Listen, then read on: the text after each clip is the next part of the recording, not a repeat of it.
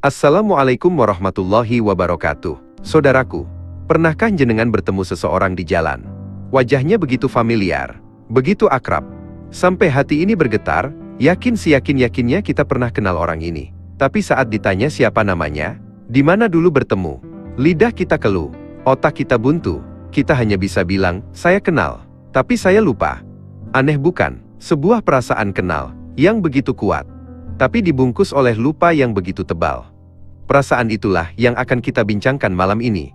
Karena perasaan itu, saudaraku, bukan sekadar tentang lupa kawan lama di pasar atau di kantor. Perasaan itu adalah jejak spiritual paling purba yang ada di dalam diri setiap manusia. Perasaan kenal pada sesuatu yang maha agung. Namun kita lupa siapa dia. Kita tahu kita rindu pulang, tapi kita lupa alamat rumah kita yang sejati. Mari kita urai pelan-pelan. Jadi keresahan ini universal. Mau dia orang dari benua manapun, warna kulitnya apapun, bahkan agamanya apapun.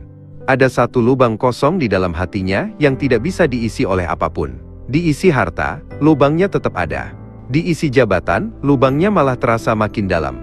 Diisi popularitas, malah makin hampa. Kenapa bisa begitu? Karena kita mencoba mengisi lubang itu dengan sesuatu yang salah. Analogi sederhananya begini. Jenengan punya lubang kunci bentuknya bintang. Tapi sedari dulu sampai sekarang, jenengan paksakan anak kunci bentuknya kotak untuk masuk. Ya tidak akan pernah bisa. Tidak akan pernah pas. Tidak akan pernah tenang. Lubang di hati kita itu, bentuknya ilahi. Bentuknya adalah Allah. Maka dia hanya bisa diisi oleh Allah. Masalahnya, kita sudah lupa bagaimana bentuk anak kunci yang asli. Kita sibuk mencari kunci-kunci lain di dunia ini.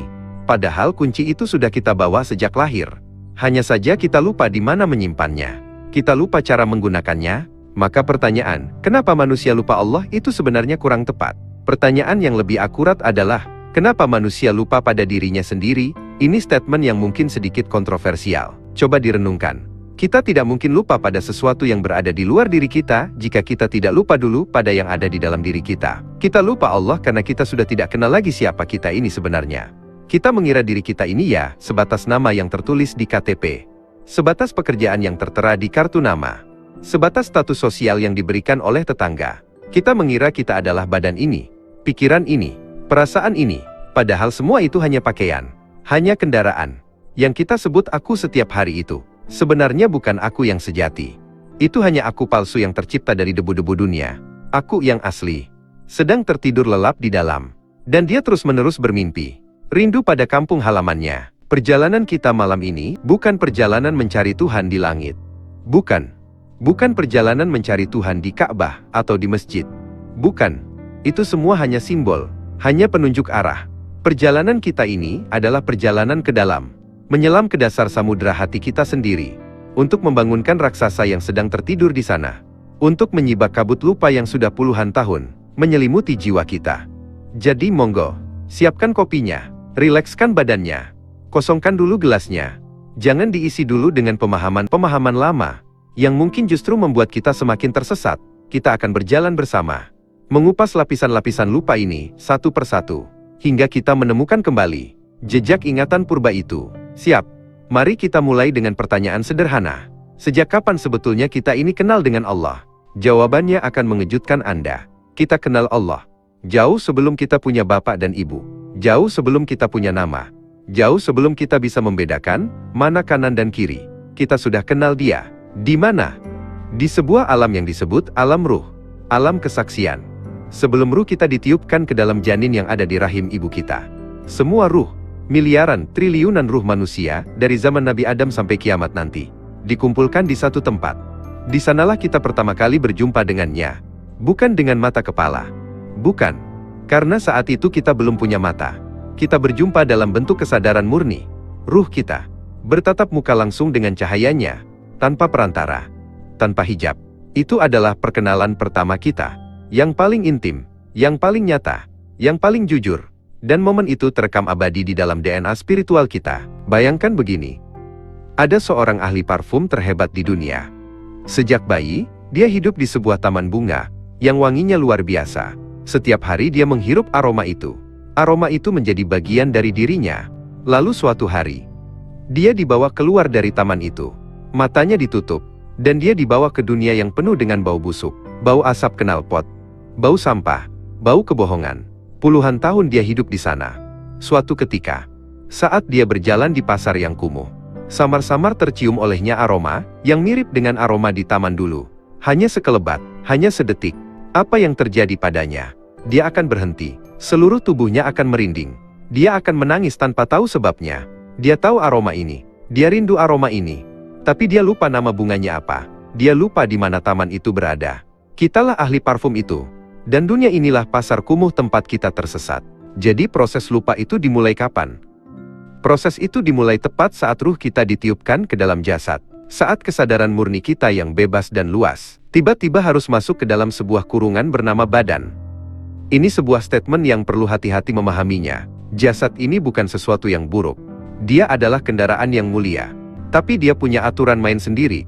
Dia punya kebutuhan. Dia punya rasa lapar, haus, ngantuk, syahwat. Dia punya panca indera yang terbatas. Saat ruh masuk ke dalam jasad, ibarat seorang raja yang tiba-tiba harus hidup di dalam sebuah gubuk kecil yang sempit. Awalnya dia masih ingat kalau dia adalah raja. Tapi lama-kelamaan, karena setiap hari, dia sibuk mencari makan untuk perutnya. Sibuk memperbaiki atap gubuknya yang bocor. Sibuk dengan urusan-urusan kecil gubuk itu. Pelan-pelan, dia lupa bahwa dirinya adalah seorang raja. Dia mulai mengira bahwa dirinya hanyalah penghuni gubuk reot ini. Lalu kita lahir ke dunia. Tangisan pertama bayi saat lahir itu, kata orang-orang bijak, bukan tangisan sakit. Itu adalah tangisan keterkejutan ruh. Kaget karena tiba-tiba berada di dimensi yang begitu padat, begitu sempit, begitu bising. Setelah sebelumnya berada di alam yang begitu luas dan tenang. Dan sejak saat itulah, program lupa dari dunia mulai diinstal ke dalam diri kita. Orang tua memberi kita nama. Namamu Budi. Maka, ruh kita mulai belajar, oh aku adalah Budi. Sekolah mengajari kita, kamu harus jadi ranking 1. Ruh kita belajar, oh nilaiku lebih penting dari segalanya. Masyarakat mendoktrin kita, kamu harus kaya dan sukses. Ruh kita belajar, oh tujuanku hidup adalah menumpuk harta. Semua label, semua konsep, semua identitas duniawi itu bagaikan lapisan-lapisan cat yang ditumpahkan di atas sebuah lukisan indah. Terus ditumpuk, lapis demi lapis, hingga lukisan aslinya tidak terlihat lagi. Yang tampak hanyalah lapisan cat paling luar yang kusam dan tebal. Inilah yang saya sebut sebagai amnesia spiritual. Sebuah kondisi lupa massal yang dialami oleh hampir seluruh umat manusia. Kita lupa asal-usul kita. Kita lupa tujuan kita. Dan yang paling parah, kita lupa siapa diri kita yang sejati. Maka ibadah-ibadah yang kita lakukan, sholat, puasa, dzikir, seharusnya berfungsi sebagai apa? Seharusnya itu bukan ritual kosong. Bukan sekadar kewajiban untuk menggugurkan dosa. Bukan. Ibadah itu seharusnya menjadi terapi kejut untuk memulihkan ingatan kita. Setiap gerakan sholat, setiap lafal dzikir, seharusnya menjadi alarm yang kita setel 5 kali sehari. Untuk membangunkan sang raja yang tertidur di dalam gubuk. Untuk mengingatkan, hei, kamu bukan penghuni gubuk. Kamu adalah raja. Ingatlah istanamu. Ingatlah kerajaanmu. Tapi apa yang terjadi? Seringkali alarmnya bunyi. Tapi rajanya tidak bangun. Malah kita sibuk memoles gubuknya. Kita sholat, tapi pikiran kita ke pasar. Kita zikir tapi hati kita menghitung untung rugi. Alarmnya jadi lagu Nina Bobo. Jadi jangan salahkan Allah kalau doa kita tidak dijawab. Jangan salahkan takdir kalau hidup kita terasa buntu. Mungkin masalahnya bukan di sana. Mungkin masalahnya adalah, yang berdoa selama ini bukan kita yang asli. Yang berdoa adalah si penghuni gubuk. Yang meminta adalah aku palsu, yang diciptakan oleh dunia. Tentu saja permintaannya seputar urusan gubuk. Minta gubuknya diperbesar. Minta dapurnya lebih mewah. Minta kasurnya lebih empuk. Allah itu maha tahu. Dia kenal siapa kita yang asli. Dia rindu pada suara sang raja, bukan pada keluhan si penghuni gubuk. Dia menunggu sang raja yang bangun, yang sadar, dan berkata, ya Allah, aku tidak minta apa-apa lagi. Aku hanya rindu padamu. Aku ingin pulang. Pernahkah kita berdoa seperti itu? Dengan kesadaran seperti itu, sebuah doa yang bukan meminta, tapi sebuah doa kerinduan dari ruh yang terasing. Coba rasakan bedanya. Ini ada cerita sedikit. Dulu ada seorang sufi besar yang hidupnya sangat miskin. Pakaiannya compang camping. Makannya seringkali hanya sisa-sisa roti kering. Suatu hari, seorang muridnya yang kaya raya datang. Dia tidak tega melihat kondisi gurunya. Wahai guru, katanya, izinkan aku memberimu hadiah. Aku akan bangunkan rumah yang layak untukmu. Aku akan jamin semua kebutuhanmu. Engkau tidak perlu lagi hidup seperti ini. Sang sufi tersenyum. Senyum yang sangat lembut. Dia lalu mengambil sebutir debu dari tanah. Dia tiup debu itu. Dan dengan izin Allah, debu itu berubah menjadi sebongkah emas murni yang berkilauan. Jauh lebih besar dan lebih murni dari semua harta si murid kaya. Si murid terperangah. Mulutnya ternganga. Sang sufi lalu berkata, "Anakku, terima kasih atas niat baikmu. Tapi seseorang yang bisa mengubah debu menjadi emas kapanpun dia mau. Apakah dia masih tertarik dengan emas yang kau tawarkan?" Apa maksud cerita tadi? Kita semua ini, setiap dari kita, adalah sufi itu. Di dalam diri kita ada potensi untuk mengubah debu dunia menjadi emas spiritual. Potensi itu adalah ruh kita, yang punya koneksi langsung dengan Yang Maha Kaya. Tapi kita lupa dengan potensi itu. Kita mengalami amnesia spiritual. Akibatnya, kita menjadi seperti seorang pangeran yang lupa bahwa dia adalah pangeran. Dia malah pergi ke pasar, mengemis recehan dari para pedagang. Dia merasa hidupnya susah. Dia merasa dirinya miskin. Dia merasa nasibnya malang. Padahal, cukup dengan dia ingat siapa dirinya. Seluruh pasar itu bisa dia beli kalau dia mau. Seluruh penderitaannya akan sirna seketika. Jika dia sadar siapa bapaknya, siapa rajanya. Jadi masalah kita bukan kemiskinan harta. Masalah kita adalah kemiskinan kesadaran. Kita mengemis pada dunia. Padahal, pemilik seluruh alam semesta ada di dalam diri kita. Aneh kan? Sekarang kita masuk ke bagian yang sedikit lebih tajam. Coba perhatikan. Seluruh sistem dunia modern ini seakan-akan memang dirancang untuk memperparah amnesia kita. Dari pagi kita bangun. Yang kita lihat pertama kali apa? Layar handphone. Isinya apa? Berita-berita yang membuat cemas. Postingan orang lain yang membuat kita iri. Iklan-iklan yang membuat kita merasa kurang. Pikiran kita langsung ditarik keluar ke urusan dunia. Di jalan kita melihat billboard raksasa. Sukses adalah memiliki mobil ini. Di kantor kita diajari, nilaimu diukur dari target yang kau capai. Di televisi kita disuguhi tontonan. Bahagia adalah memiliki pasangan secantik ini, sekaya itu. Terus menerus. Setiap jam, setiap menit, kesadaran kita dibombardir. Diberi sugesti bahwa kebahagiaan itu ada di luar. Bahwa nilai diri kita ditentukan oleh pencapaian eksternal. Bahwa surga itu ada di dunia. Ini adalah hipnotis massal. Maka jangan heran jika di tengah keramaian, kita merasa paling kesepian. Jangan heran, di puncak kesuksesan, kita merasa paling hampa. Karena ruh kita menjerit di dalam. Dia tidak butuh semua itu. Ruh itu makanannya bukan nasi pecel. Minumannya bukan es teh manis. Rumahnya bukan gedung bertingkat. Makanan ruh itu zikir. Minumannya itu tafakur. Rumahnya itu adalah hadirat ilahi. Kedamaian saat bersama dengannya. Selama kita sibuk memberi makan jasad kita, tapi membiarkan ruh kita kelaparan, maka kita akan selalu merasa lapar. Walaupun perut kita paling kenyang, akan ada rasa lapar aneh yang tidak bisa dijelaskan. Itulah lapar spiritual. Rasa rindu pada makanan asli kita. Di kampung halaman kita, apakah jenengan sering merasakan lapar jenis ini? Coba jujur pada diri sendiri. Pertanyaannya sekarang, kalau memang dunia ini adalah tempat lupa, kenapa Allah mengirim kita ke sini? Kenapa kita tidak dibiarkan saja di alam ruh? Bukankah di sana lebih damai? Lebih indah, tanpa ujian, tanpa penderitaan? Nah, ini adalah pertanyaan kunci. Dan jawabannya ada pada konsep perjalanan. Analogi lagi ya. Supaya gampang. Bayangkan seorang ksatria yang sangat hebat. Dia lahir dan besar di dalam istana yang aman dan nyaman. Dia tahu semua ilmu pedang dari buku. Dia hafal semua strategi perang. Tapi dia belum pernah sekalipun bertarung di medan perang yang sesungguhnya. Apakah dia bisa disebut ksatria sejati? Tentu tidak. Dia hanya ksatria teori. Pengetahuannya tentang kesetiaan pada raja belum teruji.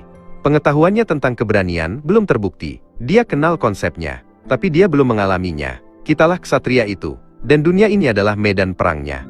Di alam ruh, kita kenal Allah. Tapi, pengenalan kita itu masih bersifat pengetahuan. Masih teori. Kita tahu Allah itu Maha Pengasih. Tapi kita belum pernah merasakan dikasihi olehnya saat kita jatuh terpuruk. Kita tahu Allah itu Maha Pengampun. Tapi kita belum pernah merasakan nikmatnya diampuni setelah kita berbuat salah. Kita tahu Allah itu Maha Penolong. Tapi kita belum pernah merasakan sensasi ditolong di detik-detik terakhir saat kita sudah putus asa.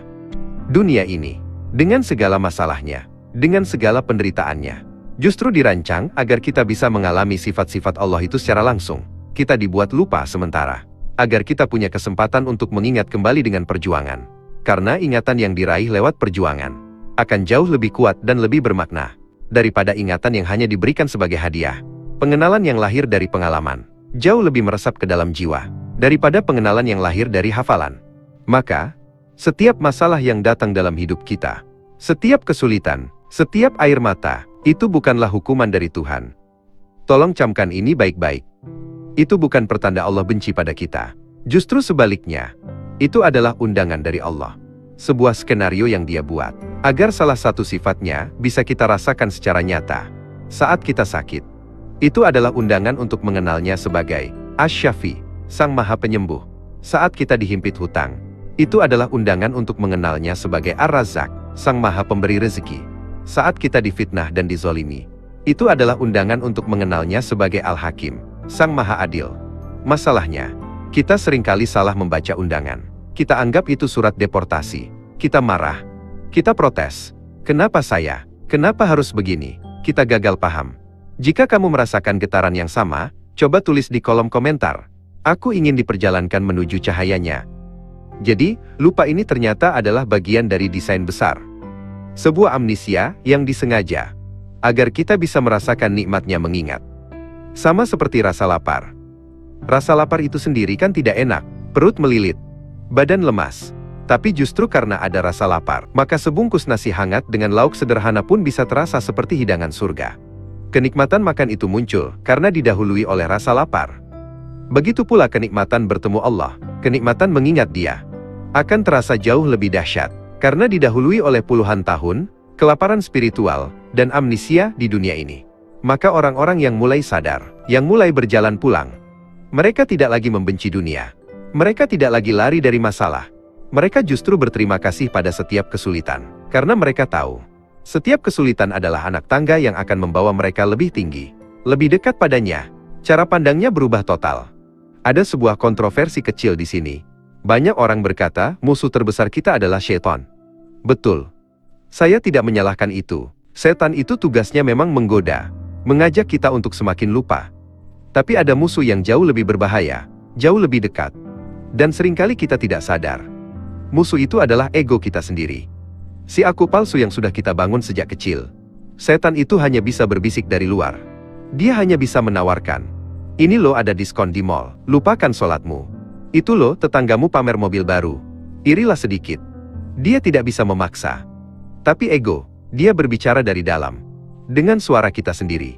Dia yang berkata, aku ini orang hebat, tidak pantas direndahkan. Dia yang berkata, aku sudah benar. Dia yang salah. Dia yang berkata, gengsi dong minta maaf duluan. Ego inilah benteng pertahanan terakhir, yang menghalangi kita untuk mengingat Allah. Karena selama masih ada aku yang merasa besar, maka tidak akan ada ruang untuk Dia yang maha besar. Bagaimana cara kerja ego ini dalam membuat kita lupa? Sangat cerdas. Ego membuat kita merasa ibadah kita sudah paling hebat, sholatku paling khusyuk, puasaku paling kuat, sedekahku paling banyak. Saat kita merasa aku sudah menjadi hamba yang baik, saat itulah kita sebenarnya sedang jauh dari Tuhan. Karena kita sibuk menilai aku, bukan merasakan kehadirannya. Ibadah berubah menjadi ajang pamer spiritual di hadapan Tuhan. Lucu kan? Ego juga yang membuat kita mudah menghakimi orang lain. Lihat si Fulan, tidak pernah ke masjid, calon penghuni neraka. Saat kita sibuk menunjuk orang lain, kita lupa bahwa telunjuk kita yang satu menunjuk dia, tapi 3 jari lainnya menunjuk ke diri kita sendiri. Kita merasa lebih suci. Perasaan lebih itulah hijab paling tebal. Jadi perjalanan mengingat Allah, pada hakikatnya adalah perjalanan menaklukkan ego. Perjalanan melunturkan si aku palsu. Hingga yang tersisa hanyalah Dia. Sekarang kita akan masuk lebih dalam ke jantung persoalan ini. Tadi kita sudah bahas bahwa kita pernah bertemu Allah di alam ruh. Bahwa ada sebuah perkenalan, sebuah dialog. Banyak yang mungkin bertanya, Buya, itu dasarnya dari mana? Apa itu hanya karangan atau filsafat saja? Tidak. Ini bukan filsafat. Ini adalah informasi langsung dari Sang Pencipta, yang Dia abadikan di dalam kitab sucinya, agar kita, anak cucu Adam yang pelupa ini, punya rujukan untuk mengingat kembali perjanjian agung itu. Perjanjian yang menjadi titik awal dari semua cerita kita. Ini adalah momen di mana kita harus berhenti sejenak, mengheningkan cipta, karena kita akan membacakan sebuah transkrip dari pertemuan paling penting dalam sejarah eksistensi kita. Ini adalah akar dari segala kerinduan kita, fondasi dari ingatan purba yang kita cari. Mari kita buka Al-Quran, kitab yang bukan hanya untuk dibaca, tapi untuk direnungkan, hingga ayat-ayatnya hidup dan bergetar di dalam dada kita. Di dalam surah Al-A'raf, surah ke-7, ayat ke-172, Allah berfirman, dan firman-Nya ini ditujukan kepada setiap ruh, termasuk ruh jenengan dan ruh saya. Dengarkan baik-baik. Wa idh akhadha rabbuka min bani Adama min zuhurihim dzurriyyatahum wa ashhadahum ala anfusihim alastu bi rabbikum. Artinya, dan ingatlah ketika Tuhanmu mengeluarkan dari sulbi, tulang belakang, anak cucu Adam keturunan mereka, dan Allah mengambil kesaksian terhadap ruh mereka, seraya berfirman, bukankah aku ini Tuhanmu? Perhatikan kalimat pertanyaannya. Alastu bi rabbikum. Bukankah aku ini Tuhanmu? Sebuah pertanyaan yang bukan untuk mencari jawaban, tapi sebuah pertanyaan untuk penegasan, untuk konfirmasi, sebuah retorika cinta dari Sang Pencipta kepada ciptaannya. Lalu apa jawaban kita semua? Jawaban miliaran ruh itu serempak, kompak, tanpa ada satupun yang membantah. Qalu bala asyahidna. Mereka, ruh itu, menjawab, betul, engkau Tuhan kami menjadi saksi. Bala'ah, syahidna, dua kata yang menggetarkan. Betul, kami bersaksi. Di momen itulah, ikatan primordial itu terjadi. Sebuah perjanjian, sebuah mitak, antara kita sebagai hamba. Dengan Dia sebagai Rob, kita bersumpah di hadapannya, bahwa kita mengakuinya sebagai satu-satunya Tuhan kita. Jauh sebelum kita mengenal Tuhan-Tuhan palsu di dunia. Jauh sebelum kita mengenal Tuhan bernama harta, tahta, dan hawa nafsu. Kesaksian inilah yang ditanam di dalam chip memori spiritual kita. Inilah file asli yang tidak akan pernah bisa terhapus. Dia bisa tertimpa oleh file-file sampah dunia, tapi dia tidak akan pernah hilang. Selalu ada, menunggu untuk diakses kembali. Lalu Allah melanjutkan firman-Nya di akhir ayat itu. Antaqulu yaumal qiyamati inna kunna an hadza ghafilin. Artinya, kami lakukan yang demikian itu, agar di hari kiamat kamu tidak mengatakan, sesungguhnya kami lengah terhadap ini, keesaan Tuhan. Ini luar biasa. Allah itu seakan-akan sudah tahu bahwa kita ini akan menjadi makhluk pelupa. Allah sudah tahu bahwa saat kita dilempar ke dunia, kita akan mengalami amnesia spiritual. Maka Dia ambil kesaksian ini terlebih dahulu, sebagai barang bukti, sebagai akta otentik yang tidak bisa kita sangkal lagi nanti di hari pengadilan. Jadi saat nanti di Yaumul Hisab kita ditanya, kenapa kau menyembah selain aku? Kita tidak bisa beralasan, ya Allah saya tidak tahu. Tidak ada yang memberitahu saya. Saya lengah. Alasan itu tidak akan diterima, karena Allah akan menunjukkan rekaman perjanjian ini. Loh, bukankah dulu kamu sendiri yang sudah bersaksi di hadapanku? Ayat ini adalah puncak dari seluruh argumen kita. Ini adalah jangkar spiritual kita. Kenapa kita merasa kenal, tapi lupa? Karena memori bala syahidna ini terus beresonansi di dasar jiwa kita. Setiap kali kita melihat keindahan alam yang luar biasa, saat melihat matahari terbenam di pantai, saat melihat kemegahan gunung, ada getaran di dalam dada. Itulah ruh kita yang sedang berbisik. Aku kenal sang pelukisnya. Setiap kali kita mendengarkan lantunan ayat suci yang indah, atau bahkan musik yang menyentuh kolbu, ada perasaan haru yang tak bisa dijelaskan. Itulah ruh kita yang sedang berbisik. Aku kenal irama ini. Ini irama dari kampung halamanku. Bahkan saat kita jatuh cinta pada sesama manusia, perasaan rindu yang membuncah, perasaan ingin selalu bersama, itu hanyalah gemah. Hanya pantulan kecil dari kerinduan asli ruh kita kepada sang kekasih sejati, Allah. Jadi, semua agama, semua ajaran spiritual yang diturunkan ke muka bumi ini melalui para nabi dan rasul, tujuannya sebetulnya hanya satu, yaitu untuk menjadi terapi pengingat. Nabi Muhammad datang bukan untuk memperkenalkan Tuhan yang baru. Bukan. Beliau datang untuk mengingatkan kita pada Tuhan yang sudah kita kenal sebelumnya. Beliau datang membawa swalinan dari perjanjian agung itu, yang bernama Al-Quran. Maka membaca Al-Quran itu seharusnya terasa seperti apa? Seharusnya terasa seperti menemukan album foto masa kecil kita yang sudah lama hilang. Oh, ini aku dulu. Oh, aku ingat momen ini. Setiap ayatnya seharusnya menyentuh senar-senar memori purba kita, membuat kita berkata benar. Aku ingat sekarang. Aku pernah berjanji, jika saat membaca Al-Quran kita tidak merasakan getaran itu, mungkin kita membacanya hanya dengan mata dan lidah, belum dengan ruh. Sekarang kita tahu akar masalahnya. Kita pernah berjanji, lalu kita dikirim ke dunia, dan kita lupa.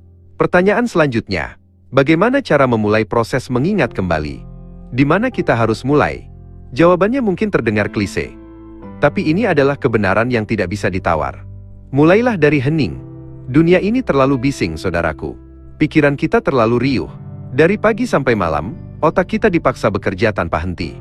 Memikirkan pekerjaan, memikirkan cicilan, memikirkan komentar orang, memikirkan masa lalu yang sudah lewat, memikirkan masa depan yang belum tentu datang. Di tengah kebisingan seperti itu, bagaimana mungkin kita bisa mendengar bisikan ruh kita yang lembut? Bagaimana mungkin kita bisa mendengar sapaan Tuhan yang halus? Tidak mungkin. Suara itu akan tenggelam. Maka langkah pertama adalah, carilah waktu untuk hening setiap hari. 5 menit saja cukup. 10 menit lebih bagus. Saat hening itu, apa yang harus dilakukan? Tidak perlu melakukan apa-apa. Cukup duduk, diam, dan amati.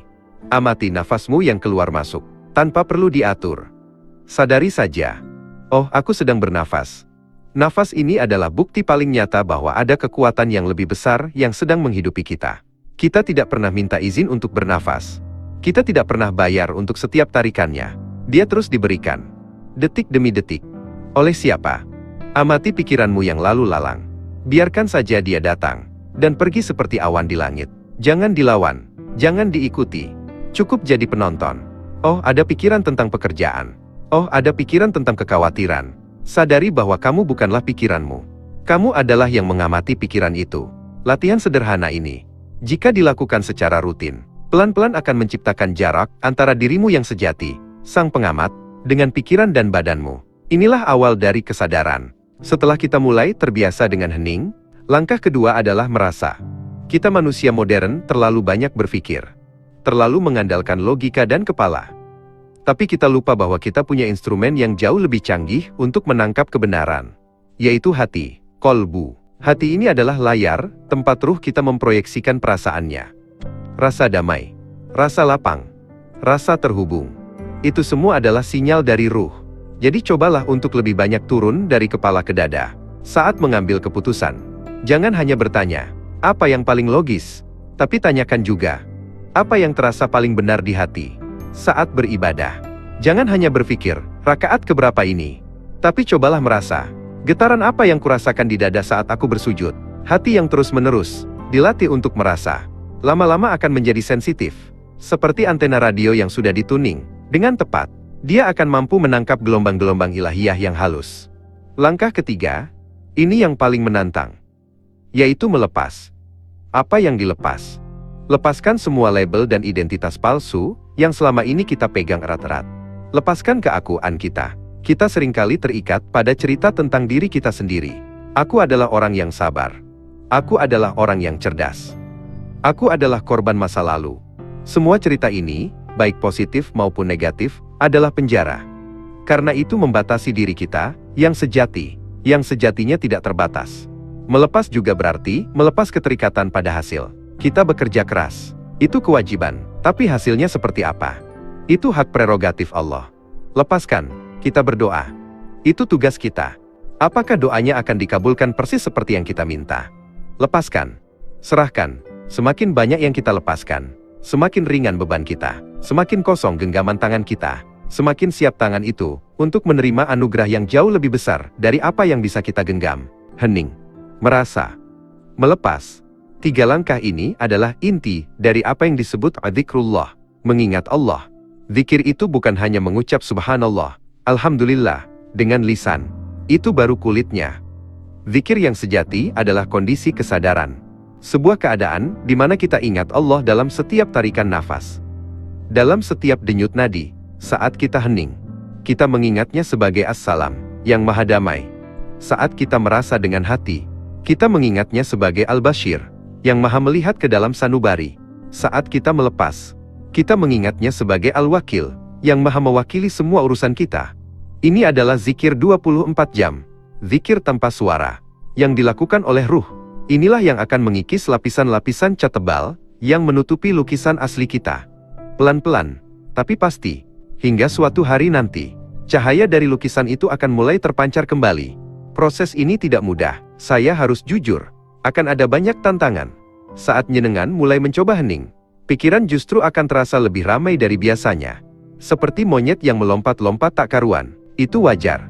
Itu adalah reaksi dari ego yang tidak mau diam. Dia panik karena akan kehilangan kendali. Terus saja, jangan menyerah. Saat nyenengan mulai mencoba merasa dengan hati, logika akan memberontak. Ini tidak masuk akal. Ini tidak efisien. Suara keraguan akan muncul. Itu juga wajar. Itu adalah ego yang berbasis kepala, yang takut pada kebijaksanaan hati. Abaikan saja. Saat jenengan mulai mencoba melepas, rasa takut akan datang. Bagaimana kalau aku gagal? Bagaimana kalau aku kehilangan segalanya? Itu adalah ego yang terikat pada rasa aman palsu dari dunia. Lepaskan rasa takut itu juga. Perjalanan ini adalah jihad. Jihadul Akbar, perang terbesar. Bukan melawan orang kafir di luar sana, tapi melawan kafir yang ada di dalam diri kita, yaitu ego yang menutupi cahaya ilahi. Lalu di mana peran syariat? Di mana peran sholat 5 waktu, puasa Ramadan, dan lain-lain dalam proses ini? Syariat adalah kerangkanya, adalah relnya. Sholat, puasa, zakat itu adalah program latihan yang sudah dirancang oleh Sang Maha Guru untuk membantu kita dalam proses mengingat. Sholat 5 waktu itu adalah jadwal wajib kita untuk hening. Dipaksa hening di tengah kesibukan dunia. Dipaksa sujud untuk melepas keakuan kita. Dipaksa menghadap kiblat untuk menyatukan rasa. Puasa Ramadan adalah latihan intensif selama sebulan penuh untuk mengendalikan jasad dan hawa nafsu, agar suara ruh bisa terdengar lebih jelas. Jadi jangan pernah menganggap syariat itu beban, atau memisahkan antara syariat dan hakikat. Itu satu kesatuan. Syariat tanpa hakikat akan menjadi ritual kosong. Hakikat tanpa syariat akan membuat kita tersesat tanpa arah. Keduanya butuh satu sama lain, seperti perahu dan kompasnya. Tapi Buya, saya sudah sholat puluhan tahun. Kok rasanya masih sama saja ya? Masih sering lupa? Masih sering cemas? Ini pertanyaan bagus. Dan ini dialami oleh banyak orang. Kenapa bisa begitu? Mungkin, selama ini sholat kita baru sebatas sholatnya jasad. Gerakannya sudah betul. Bacaannya sudah hafal. Tapi ruh kita tidak ikut sholat. Hati kita tidak ikut sujud. Ibarat kita mengirim surat cinta kepada kekasih, tapi suratnya hanya amplop kosong. Tidak ada isinya. Tentu saja si kekasih tidak akan merespon. Sholat yang benar adalah saat seluruh diri kita ikut serta. Jasad kita bergerak, lisan kita membaca, pikiran kita fokus pada bacaan, dan hati kita merasakan kehadirannya. Itulah yang disebut khusyuk. Khusyuk itu bukan berarti tidak mendengar suara apa-apa dari luar. Khusyuk itu adalah saat hati kita terhubung, tersambung, on, dan itu butuh latihan. Sama seperti melatih otot di gym. Melatih kehusyukan juga butuh repetisi dan kesabaran. Ada sebuah rahasia kecil dalam sholat yang bisa membantu kita untuk lebih terhubung, yaitu pada momen takbiratul ihram. Saat kita mengangkat tangan dan mengucap Allahu Akbar. Makna Allah Maha Besar itu apa? Itu bukan sekadar informasi. Itu adalah sebuah deklarasi, sebuah pernyataan sikap. Saat kita mengangkat tangan, niatkan di dalam hati, Ya Allah, saat ini, aku lempar semua urusan dunia ke belakang punggungku. Aku tinggalkan semua keakuanku. Aku tinggalkan semua kekhawatiranku. Aku tinggalkan semua kehebatanku. Dan saat kita mengucap Allahu Akbar, rasakan di dalam dada, hanya Engkau yang Maha Besar. Selain Engkau, semuanya kecil. Masalahku kecil, jabatanku kecil, hartaku kecil. Bahkan diriku sendiri ini pun kecil, dan tiada berarti di hadapan-Mu. Jika takbiratul ihram ini bisa kita lakukan dengan penghayatan penuh, maka insya Allah, pintu kehusyukan akan mulai terbuka. Kita masuk ke dalam ruang sholat. Bukan hanya melakukan gerakan sholat. Perjalanan mengingat ini adalah perjalanan seumur hidup. Tidak ada kata sampai atau tamat. Semakin kita merasa sudah sampai, justru itu pertanda kita masih sangat jauh.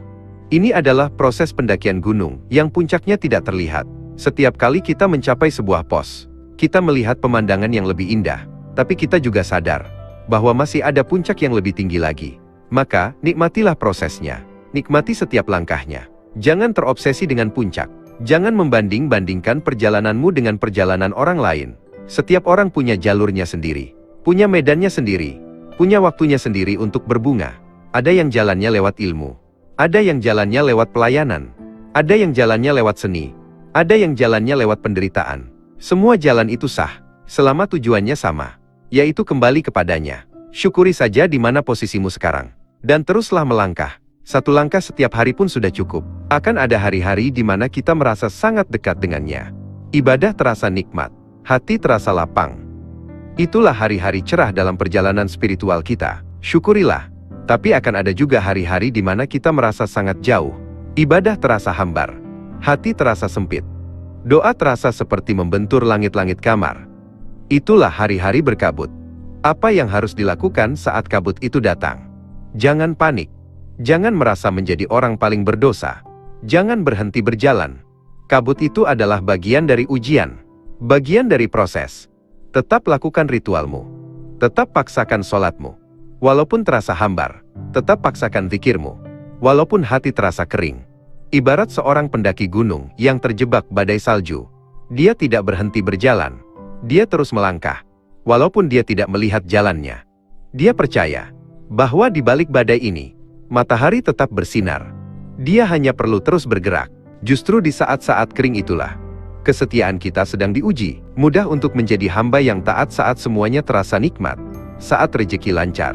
Saat hati sedang berbunga-bunga. Tapi bisakah kita tetap setia saat semuanya terasa pahit? Saat kita merasa ditinggalkan? Saat doa seakan tak terjawab? Bisakah kita tetap berbaik sangka padanya? Bisakah kita tetap berkata, "Aku percaya padamu, ya Allah. Walaupun aku tidak mengerti rencanamu." Itulah kualitas seorang hamba sejati. Kesetiaannya tidak bergantung pada rasa manis atau pahit. Kesetiaannya didasarkan pada keyakinan yang kokoh. Keyakinan bahwa dia tidak pernah meninggalkan kita. Kitalah yang seringkali meninggalkannya. Keyakinan bahwa dia selalu mendengar, walaupun jawabannya tidak selalu seperti yang kita inginkan. Jadi, lupa pada Allah itu bukan sebuah dosa statis yang harus diratapi. Lupa itu adalah kondisi awal kita di dunia. Dan mengingat adalah tujuan hidup kita. Hidup ini adalah sebuah permainan petak umpet raksasa. Allah bersembunyi di balik ciptaannya. Di balik kejadian-kejadian hidup kita, dan tugas kita adalah untuk mencarinya. Dia bersembunyi di dalam senyum tulus seorang anak kecil. Dia bersembunyi di dalam kebaikan orang asing yang menolong kita. Dia bersembunyi di dalam rasa sakit yang membuat kita akhirnya bersujud. Dia bersembunyi di dalam keheningan malam yang membuat kita merenung. Dia ada di mana-mana, menunggu untuk ditemukan, menunggu untuk dikenali. Dan setiap kali kita berhasil menemukan jejaknya dalam satu peristiwa, ada kebahagiaan yang luar biasa. Itulah nikmatnya permainan ini. Nikmatnya menjadi seorang pencari Tuhan. Semakin sering kita bermain petak umpet ini, semakin sering kita berlatih menemukannya. Maka otot kesadaran kita akan semakin kuat. Nantinya, kita tidak hanya akan menemukannya di saat-saat khusus, seperti sholat atau zikir. Kita akan mulai menemukannya di setiap detail kehidupan sehari-hari. Saat minum segelas air, kita akan teringat pada Ar-Rahman yang menghilangkan dahaga kita. Saat melihat kemacetan lalu lintas, kita akan teringat pada betapa teraturnya alam semesta ini dibanding kekacauan buatan manusia. Saat berinteraksi dengan orang yang menyebalkan, kita akan teringat bahwa orang itu adalah alat dari Tuhan untuk melatih kesabaran kita. Saat kesadaran ini sudah mulai hidup, maka seluruh dunia akan berubah menjadi masjid. Seluruh aktivitas akan berubah menjadi ibadah. Dan seluruh hidup akan menjadi sebuah sholat panjang. Inilah tujuan akhirnya. Sekarang, mari kita masuk ke bagian refleksi. Kita sudah berjalan cukup jauh. Dari membahas keresahan universal tentang kenal tapi lupa, hingga menelusuri jejaknya kembali ke perjanjian agung di alam ruh. Kita sudah memahami bahwa lupa adalah bagian dari desain. Dan mengingat adalah tujuan perjalanan kita di dunia. Pertanyaan reflektif untuk kita semua, termasuk untuk saya sendiri. Selama puluhan tahun kita hidup ini, perjalanan kita ini lebih banyak mengarah kemana? Apakah kita sibuk membangun gubuk kita, mempercantik pakaian kita, mengumpulkan kunci-kunci palsu duniawi? Atau, apakah sudah ada sedikit usaha, sedikit niat, untuk mulai membersihkan lukisan yang tertutup cat, untuk mulai membangunkan sang raja yang tertidur di dalam, untuk mulai mencari kunci bintang yang asli? Jawabannya tidak perlu diucapkan, cukup dirasakan di dalam hati, dengan sejujur-jujurnya. Jika kita jujur, mungkin sebagian besar dari kita akan mengakui bahwa hidup kita selama ini lebih banyak terseret oleh arus dunia. Kita lebih sibuk dengan penilaian manusia daripada penilaian Tuhan. Kita lebih takut tidak punya uang daripada takut tidak punya iman. Apakah itu berarti kita gagal? Apakah itu berarti semuanya sudah terlambat? Sama sekali tidak. Dalam perjalanan spiritual, tidak ada kata terlambat. Pintu tobatnya selalu terbuka lebih lebar dari semua dosa kita. Rahmatnya selalu lebih luas dari semua kelalaian kita. Momen di mana kita sadar bahwa kita selama ini lupa. Itulah momen paling berharga. Itulah fajar pertama setelah malam yang panjang. Itulah titik balik. Kesadaran akan kelalaian adalah langkah pertama menuju ingatan. Jadi, jangan meratapi masa lalu. Jangan menyesali waktu yang terbuang.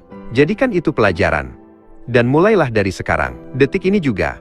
Jalan keluar dari amnesia spiritual ini, jalan untuk pulang ini, sebenarnya sangat sederhana. Walaupun tidak mudah. Jalan itu bernama cinta. Kenapa cinta? Karena kita tidak akan pernah berjuang untuk mengingat seseorang yang tidak kita cintai. Kita tidak akan pernah rindu pada tempat yang tidak kita cintai. Selama ini, mungkin hubungan kita dengan Tuhan hanya sebatas hubungan transaksional. Hubungan antara majikan dan budak. Aku menyembahmu, maka berikan aku surga. Aku berdoa padamu, maka kabulkan permintaanku. Jika tidak, aku akan kecewa. Ini bukan hubungan cinta. Ini adalah hubungan dagang. Kita harus mulai mengubahnya. Menjadi hubungan antara seorang pecinta dengan sang kekasih. Seorang perindu dengan yang dirindukan. Dalam hubungan seperti ini, ibadah bukan lagi kewajiban, tapi kebutuhan. Bertemu dengannya dalam sholat, bukan lagi beban, tapi sebuah kencan yang ditunggu-tunggu. Bagaimana cara menumbuhkan cinta kepada zat yang tidak terlihat? Mulailah dengan mengenali surat-surat cintanya yang ada di sekeliling kita.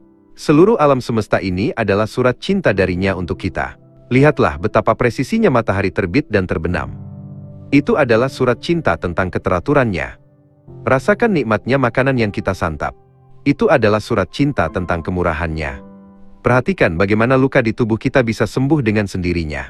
Itu adalah surat cinta tentang kuasa penyembuhannya. Dan yang paling utama, renungkan Al-Quran. Itu adalah surat cinta paling eksplisit, paling jelas, yang Dia kirimkan langsung kepada kita. Bacalah bukan sebagai buku hukum, tapi bacalah sebagai surat dari kekasihmu.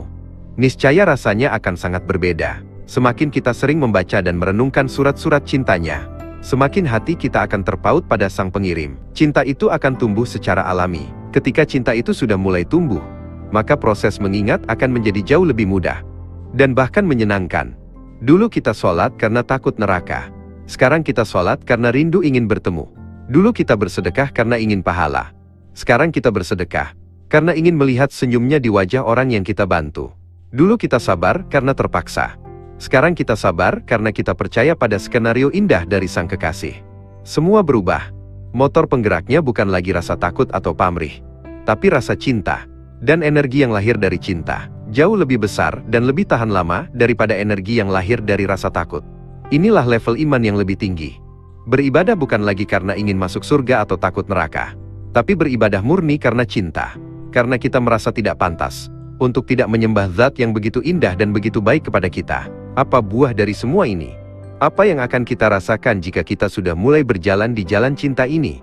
Jika ingatan kita sudah mulai pulih, buah pertamanya adalah ketenangan. Sakinah. Sebuah ketenangan jiwa yang tidak bisa dibeli dengan uang. Ketenangan yang tidak goyah oleh badai dunia. Kenapa bisa tenang? Karena kita sadar bahwa kita tidak pernah sendirian. Dia selalu bersama kita, mengawasi, menjaga, membimbing. Rasa cemas akan masa depan akan berkurang, karena kita tahu masa depan ada di tangan sutradara terbaik. Rasa sesal akan masa lalu akan sirna, karena kita tahu, setiap kejadian adalah pelajaran dari guru terhebat. Kita akan menjadi seperti sebuah gunung di tengah lautan. Ombak masalah boleh datang silih berganti, tapi gunung itu tetap kokoh berdiri, karena pondasinya menancap kuat di dasar bumi. Buah kedua adalah kemerdekaan. Selama kita lupa, kita adalah budak. Budak dari banyak tuan. Kita diperbudak oleh pujian manusia. Kita diperbudak oleh gengsi. Kita diperbudak oleh hawa nafsu kita sendiri. Kita diperbudak oleh rasa takut. Hidup kita tidak bebas, selalu dikendalikan oleh sesuatu di luar diri kita. Tapi saat kita mulai ingat Allah, kita sedang dalam proses membebaskan diri. Kita hanya akan punya satu Tuan, yaitu Allah. Ketika kita hanya takut pada Allah, maka kita tidak akan takut lagi pada atasan kita, pada ancaman orang lain, atau pada hilangnya harta. Ketika kita hanya berharap pada Allah, maka kita tidak akan hancur saat dikecewakan oleh manusia. Inilah kemerdekaan sejati, menjadi hamba Allah semata, dan menjadi tuan bagi dunia dan hawa nafsu kita. Hidup akan terasa sangat ringan, sangat lapang. Buah ketiga, dan ini yang paling indah, adalah kasih sayang. Orang yang sudah mulai terhubung dengan sumber kasih sayang, maka dia tidak akan bisa tidak memancarkan kasih sayang kepada sesama makhluk. Dia akan melihat semua manusia, bahkan yang memusuhinya sekalipun, sebagai sesama pangeran yang sedang amnesia. Dia tidak akan membenci. Dia justru akan merasa iba, merasa kasihan. Dia akan berdoa, "Ya Allah, sadarkanlah saudaraku ini, seperti Engkau telah menyadarkanku." Pandangannya kepada alam pun berubah. Dia tidak akan semena-mena pada binatang. Tidak akan merusak lingkungan, karena dia tahu, semua itu adalah ciptaan dari kekasih yang sama. Menyakiti mereka sama dengan menyakiti hati sang kekasih. Hatinya akan menjadi seluas samudera, mampu menampung semua perbedaan, mampu memaafkan semua kesalahan. Dia menjadi rahmat bagi seluruh alam, menjadi cerminan kecil dari sifat Ar-Rahman dan Ar-Rahimnya Tuhan. Jadi, perjalanan dari lupa menuju ingat ini bukanlah perjalanan yang egois. Bukan perjalanan untuk menjadi sakti atau suci sendirian. Justru sebaliknya, semakin kita ingat pada Allah, semakin kita akan peduli pada makhluknya. Semakin kita tenggelam dalam keakuan ilahi, semakin kita akan hadir dan bermanfaat bagi sesama. Lihatlah para nabi, lihatlah para wali. Mereka adalah orang-orang yang paling ingat Allah. Dan mereka jugalah orang-orang yang paling besar cintanya pada umat manusia. Paling sibuk melayani, paling banyak berkorban. Maka, jika ada orang yang mengaku sudah dekat dengan Tuhan, tapi akhlaknya buruk, bicaranya menyakiti, mudah membenci, mudah menyalahkan, maka kita patut bertanya, Tuhan yang mana yang dia sembah?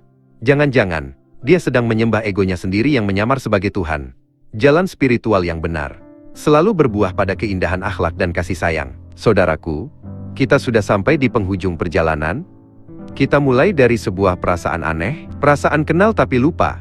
Dan kita akhiri dengan sebuah pemahaman bahwa seluruh hidup kita ini adalah sebuah undangan untuk sebuah reuni akbar.